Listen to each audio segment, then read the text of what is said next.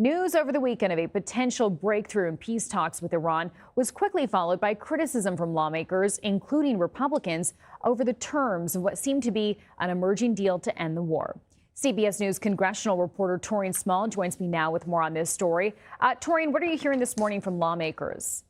Yes, there's this trepidation around celebrating this outright because of the murkiness of the details of this potential deal. Just to set the stage here, there's been a lot of Republicans coming forward saying that this cannot look like the Obama-era Iran nuclear deal, the JCPOA. And what's unclear is whether or not this includes hardline stances or concessions regarding the stockpile of enriched uranium and the capabilities of Iran to secure a nuclear weapon moving forward. That was a major sticking point under this military operation under this second term of Donald Trump. So whether or not he could successfully secure those concessions would be really the tipping point of whether or not he would receive broader support from his own party. But I want to take a listen to what Senator Chris Van Hollen, a Democrat from Maryland, had to say about this, because he pointed out that this is the making of Donald Trump. When you're digging a hole, you should stop digging. That's what this agreement sounds like. It sounds like we will go back to opening the Strait of Hormuz, which of course was open before the war started. I will say, however, it looks like Iran will retain more control over those straits. We also know Iran has an even more hardline regime in place now.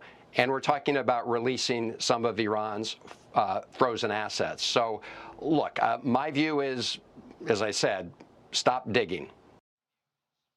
I'd be remiss to not mention that there has been several votes, most of them unsuccessful, on a war powers resolution from both the House and the Senate. We saw a little bit of inroads made on the Senate side when Senator Bill Cassidy joined the many Democrats in that chamber, as well as a few other Republicans, in voting for that resolution in order to limit the president's powers moving forward when it comes to this Iran conflict. But ultimately, though, it will be at the feet of the House to decide what happens next. I would imagine Speaker Johnson would be a little bit cautious to move forward as this deal is working out.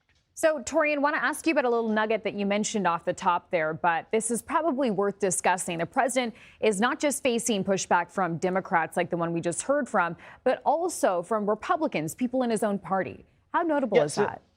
Absolutely, Chanel. Senator Ted Cruz of Texas is one that really is stunning. He came out on Twitter saying that he is unsure whether or not this would be fruitful for the president. This would be one of the most consequential decisions that he'll make in his presidency, as per the words of Senator Cruz there. That caused him to spar with a few people in President Trump's orbit, which is why we're seeing these details. The devil will be in the details as to whether or not he will get a broader consensus with Republicans.